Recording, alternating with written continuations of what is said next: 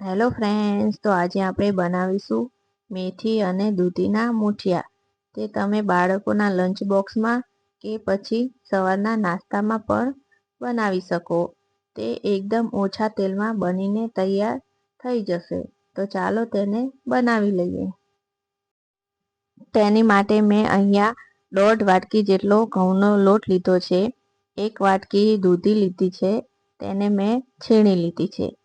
2 મરચાં લઈશું અને 7 થી 8 લસણની કળીઓ છે, તેને મેં ખાંડણીમાં ખાંડી લીધી છે.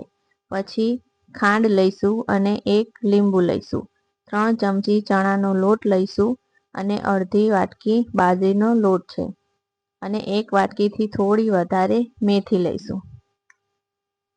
સૌથી પહેલાં મેં ઝીણી સમારેલી મેથી લઈ લીધી છે. મેથીને મેં 2 થી 3 પાણીએ ધોઈ લીધી છે. પછી છીણેલી દૂધી લઈશું. દૂધીમાં પાણીનું પ્રમાણ વધારે હોય છે, એટલે તેમાંથી પાણી નિતારી લેવું. પછી 1 ચમચી તેમાં ખાંડ ઉમેરીશું. પછી લસણ અને મરચાં જે ટીચીને રાખ્યા હતા તે ઉમેરી લઈશું. પછી 1 લીંબુનો રસ ઉમેરીશું અને 1 ચમચી મીઠું ઉમેરીશું. તમે તમારા સ્વાદ પ્રમાણે ઉમેરી શકો છો. પછી બધું મિક્સ કરી લઈશું. મિક્સ કરીને તેમાં મસાલા કરી લઈશું. તેમાં મેં 1 ચમચી જેટલો મરચું પાવડર નાખ્યો છે. તમે ઓછો કે વધારે કરી શકો છો. 1 ચમચી ધાણા પાવડર નાખ્યો છે અને અડધી ચમચી હળદર નાખી છે. તેને પણ આપણે મિક્સ કરી લઈશું. મિક્સ કરવાથી બધો જ મસાલો એકદમ સારી રીતે મિક્સ થઈ જશે. હવે તેમાં આપણે બધા લોટ ઉમેરી લઈશું. તેમાં 1.5 વાટકી જેટલો ઘઉંનો લોટ ઉમેરી રહી છું. તમારી પાસે જો જુવારનો લોટ હોય તો તમે તે પણ ઉમેરી શકો. પછી અડધી વાટકી બાજરીનો લોટ ઉમેરીશું. 3 ચમચી જેટલો ચણાનો લોટ ઉમેરીશું. 1 ચમચી તેમાં તેલ ઉમેરીશું. તેલ ઉમેરવાથી મૂઠિયા એકદમ સોફ્ટ થશે. પછી બધું મિક્સ કરીને આપણે તેનો લોટ બાંધી લઈશું. પાણી આપણે અત્યારે નથી ઉમેરતા, જેમ જરૂર લાગશે તેમ તેમાં ઉમેરતા જઈશું. કેમ કે દૂધીમાં અને મેથીમાં ઘણું પાણી રહેલું હોય છે, એટલે તેમાંથી ઘણું પાણી છૂટે છે. તેનાથી જ લોટ બંધાઈને તૈયાર થશે. જો જરૂર લાગશે તો આપણે તેમાં 2 થી 3 ચમચી જેટલું પાણી ઉમેરીશું. અહીંયા હું થોડું પાણી ઉમેરી રહી છું. તમારે જો જરૂર પડે તો જ તેમાં પાણી ઉમેરવું. તે લગભગ 2 થી 3 ચમચી જેટલું પાણી છે. હવે તેને પણ મિક્સ કરીને આપણે તેનો લોટ બાંધી લઈશું. લોટને આપણે વધારે કાઠો કે ના વધારે ઢીલો એવો મીડિયમ લોટ બાંધીને તૈયાર કરીશું. હવે ઉપરથી થોડું તેલ નાખીને તેને સારી રીતે મસળી લઈશું. તો આપણો મૂઠિયાનો લોટ એકદમ તૈયાર છે.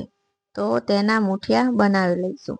તેના માટે મેં અહીંયા એક સ્ટીમર લઈ લીધું છે. તેને આપણે તેલથી ગ્રીસ કરી લઈશું. તેલ લગાવવાથી મૂઠિયા નીચે ચોંટશે નહીં. હવે થોડો થોડો લોટ લઈને આપણે મીડિયમ સાઈઝના બધા જ મૂઠિયાને તૈયાર કરી લેશું. તેને વધારે જાડા નહીં રાખીએ, નહીંતર ચડવામાં થોડી વધારે વાર લાગશે. એ જ રીતે આપણે બધા જ મૂઠિયાને બનાવીને તૈયાર કરી લેશું.